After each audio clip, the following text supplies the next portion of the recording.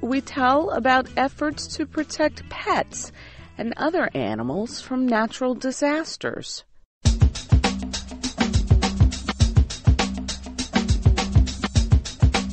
The northeastern United States continues to clean up, repair, and rebuild in communities hit by Hurricane Sandy. Many people ignored warnings to leave their homes for emergency shelters. Often, this was because of their pets or livestock. Shelters rarely permit animals. This issue comes up in almost all floods, large wildfires, and earthquakes. Christopher Cruz tells about efforts in the state of Oregon to inform people about how to protect their animals from disasters. Thank you for coming to our Animals in Disaster Preparedness class. I am Jo Becker, and I'll be your presenter today. That is Jo Becker of the Oregon Humane Society. She is opening a training program with pictures taken in New York during and after Superstorm Sandy blew through the city last month. And of firemen immersing themselves in chest-deep water for dogs and cats. We don't want our firefighters immersing themselves in polluted water. A number of people drowned in their homes because they stayed with their pets. Emergency shelters won't accept animals. If you're lucky, people and animal shelters will be located close to each other. It is a nationwide policy to keep pets, except for service dogs, out of human shelters. Many people suffer allergic reactions to animal fur. There is also the danger of fighting between animals, attacks on humans, and other possible problems. Some estimates suggest as many as 73 million American households include a cat, dog, or other pet.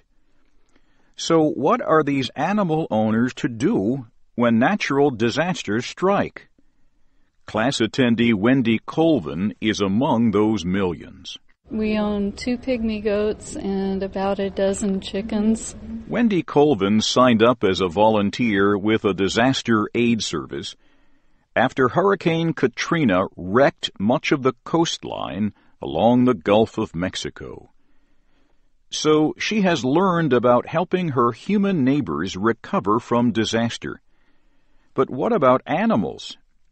She says the rule against animals at shelters leaves her with little choice. I hadn't really thought about it before. If we had to move them, we would probably put them in the pickup truck and take them wherever we had to go. Holly Smith works at an animal hospital in Olympia, Washington. She says she has a plan for her dog, 2 cats, and 2 rabbits. She has plastic boxes ready to go with a 7-day supply of pet food, toys, and other things. She also has pet carriers for all members of her little zoo. Holly Smith says her animals are more prepared for an emergency than she is. But she wants to do more.